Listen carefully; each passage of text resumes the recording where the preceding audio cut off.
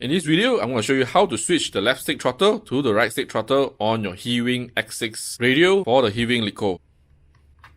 You start by removing all the screws here so that you can remove the case to access the board. You're going to remove 4 screws on each gimbal and the 2 screws holding down the board over here. Carefully remove the board and the gimbal out. Note this is how the bottom spring is seated. You can see AIL is written here, which means aileron, which is on the right hand. There's IUD here, rudder for the left stick, which is this side. Here also has elevator and throttle. So I'm going to unplug this. Then unplug the one on the left. Let's strap it over. Slot this back into the potential meter, making sure the spring is seated properly over these 2 sides. Then the other one back to the potential meter. Okay, very nice. Let's put it back on.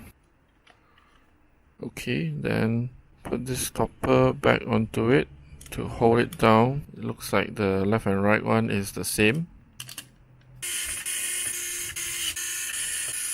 You're going to be careful how much you tighten this top tie down here, because you want to make sure that it is still able to pivot smoothly on this axis.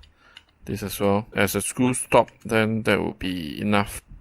Okay, so the left side potential meter, left side here, which is our elevator. We're going to plug it onto the left side one, which has an elevator marking here. And the right stick throttle to the TXR connector here. That's good to see, so it's actually possible.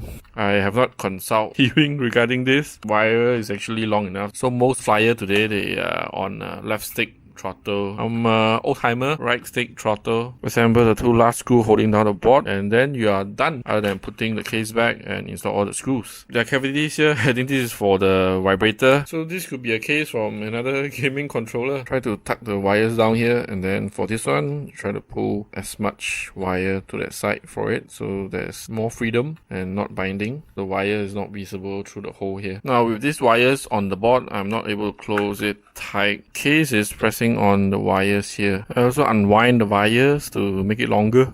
Plug it here, and the gimbal is still able to move smoothly. That is good news. Repeat the same for another gimbal as well.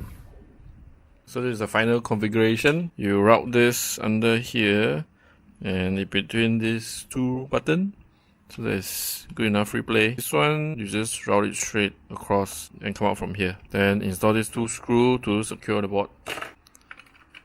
Now I can close it tightly. So that's about it. Hope you find this video helpful. Do like and subscribe. And if you want to get a HeeWing Lico, check out the link in the description and our previous video on the flight review. So see you. Click the left thumbnail for latest video or smash the subscribe button on the middle of the screen. So I'll see you on next video. Bye.